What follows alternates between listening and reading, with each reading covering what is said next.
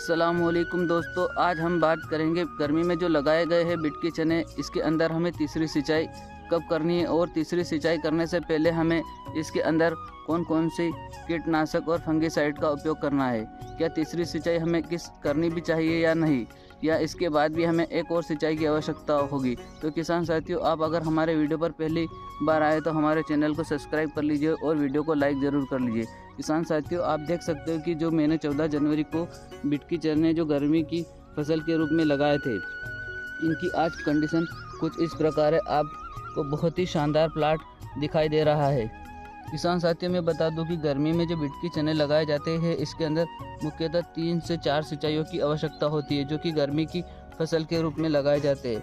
इसके अंदर हमने पहली सिंचाई लगभग अपने 20 दिन में करनी है और दूसरी 30 दिन की अवस्था में, और जो तीसरी सिंचाई हमें 40 और 45 दिन की आवश्यकता में करनी है। हमारे इस फसल के अंदर अभी तीसरी सिंचाई का कार्य चल रहा है, जिसके अंदर आप देख सकते हैं कि इसके अंदर मैंने कुछ फंगिसाइड और कीटनाशक का उपयोग किया है। उसके बाद फसल की कंडीशन काफ़ी बेहतर दिखाई दे रही है। मैं आपको बताऊंगा कि मैंने इसके अंदर कौन कौन से फंगिसाइड और कौन सी कीटनाशक का इसके अंदर और कौन से टॉनिक का उपयोग किया है, और उकटा रोग से रोकने के लिए भी मैंने इसके अंदर दवाई का उपयोग किया है। और आप देख सकते हो कि मेरा उकटा रोग जहाँ का जहीं रुक चुका है, इससे आगे इसका फैलाव नहीं हुआ है।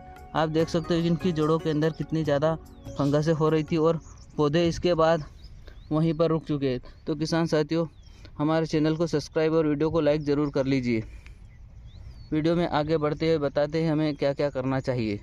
तो किसान साथियों, हमें बिट की चना जो गर्मी में लगाया गया है, इसकी तीसरी सिंचाई का कार्य शुरू करने से पहले हमें इसके अंदर उकटा रोग जो आता है, ऐसे तो इस वैरायटी के अंदर बहुत ही कम उकटा रोग आता है, लेकिन आप देख सकते हो कि उकटा रोग के कारण आप पौधों को पहले देख लीजिए, कुछ इस प्रकार इसकी पत्तियाँ जड़ें हो जाती है और पौधा इस तरह मुरझाकर सूख जाता है।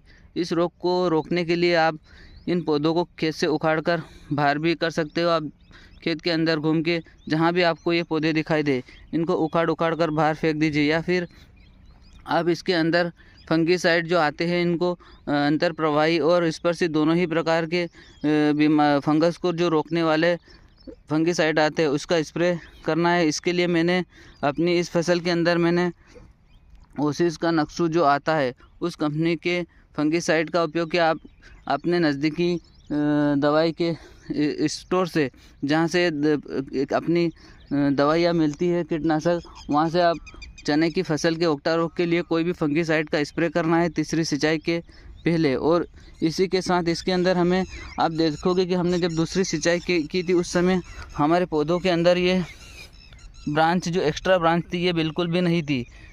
और हमने इसके अंदर पहले इसकी ग्रोथ बढ़ाने के लिए वो जो पोषक जो टॉनिक आता है, सुपर पोषक, उसका उपयोग करा, जिससे कि इनकी पौधों की हाइट काफ़ी बढ़ गई थी।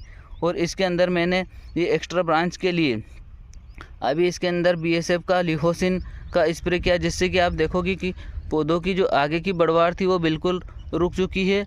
और आप देखोगे कि इसके अंदर बिल्कुल हर लीफ के यहाँ से नई ब्रांच आ गई है, जिससे कि हमारा पैदावार इस पौधे की दुगनी होने की संभावना रहती है। हालांकि अगर ये एक्स्ट्रा ब्रांच अगर हमारे पौधों के अंदर, आप देखोगे हर जगह, यहाँ से मतलब नहीं, खेत के अंदर कहीं पे भी आप देखोगे हर जगह हमें एक्स्ट्रा ब्रांच दिखाई दे रही है। यानी कि जो BSF का जो लिहोसिन है, वो टॉनिक लगभग चने की फसल के लिए बहुत ही अच्छा टॉनिक है, जो कि पौधों में फैलाव बढ़ाता है और पौधों की ऊपर जो बढ़ने वाली जो ग्रोथ होती है, उसे रोक कर पौधों को पूरे हरा भरा और चौड़ा बना देता है, जैसे कि हमारी भाषा में कहते हैं, हम उसको फैला देता है। कुछ इस तरह हर जगह आपको इस प्रकार की ब्रांचें दिखाई देती है।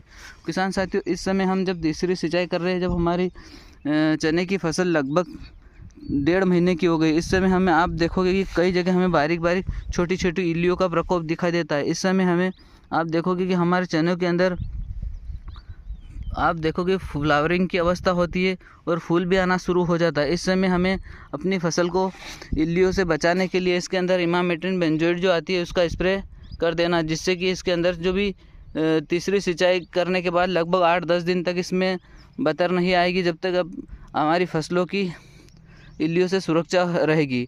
यानी कि हमें तीसरी सिंचाई के पहले एक फंगिसाइड उकटा रोग से रोकने के लिए, दूसरा इसके अंदर पौधों के अंदर एक्स्ट्रा ब्रांच के लिए टॉनिक, और तीसरा इसको कीट से बचाने के लिए हमें कीटनाशक दवाई का उपयोग करना है, जिससे कि हमारी तीसरी सिंचाई से लेकर चौथी सिंचाई के बीच का जो समय रहेगा बीच में, इसके बीच में हमारी फसलों को कोई हानि नहीं पहुंच सके।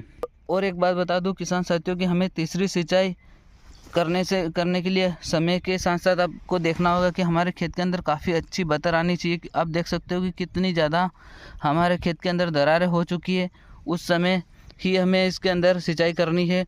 और एक बात यह भी है कि तीसरी सिंचाई के बाद हमें अपने खेतों के अंदर जो पानी की निकासी काफ़ी ज़्यादा अच्छे से रखनी, यानी कि खेत के अंदर पानी का भराव बिल्कुल भी नहीं रहना चाहिए। क्योंकि किसान साथियों अगर बहुत ही अच्छा बतर रहेगा और अगर इसके अंदर ज़मीन जब ज़्यादा सूख जाएगी, उस समय हम अगर तीसरी सिंचाई करेंगे तो पौधों के ऊपर तीसरी सिंचाई का कोई प्रतिकूल प्रभाव नहीं होगा और इनके अंदर जड़ गलन की कोई समस्या नहीं आएगी। और साथियों मैं आपको बता दूं कि ये जो बैठकी जो चना है, ये हल्की और भारी दोनों ही प्रकार की ज़मीन के अंदर हमारे मध्य प्रदेश के उज्जैन ज़िला, इंदौर ज़िले, धार ज़िले में हो जाता है। और आप देखोगे कि आपके खेत के अंदर अगर समतल ज़मीन है तो वहाँ पर आपको 3 सिंचाई में भी इसकी पर्याप्त पैदावार मिल जाएगी। और अगर आपकी जो खेत की ज़मीन ढलान है तो ढलान वाली ज़मीन में इसके अंदर 1 सिंचाई की ज़्यादा आवश्यकता होगी। और कुछ किसान साथी हमें कहते हैं कि भाई चने के अंदर इतनी सिंचाइयों की आवश्यकता नहीं होती है।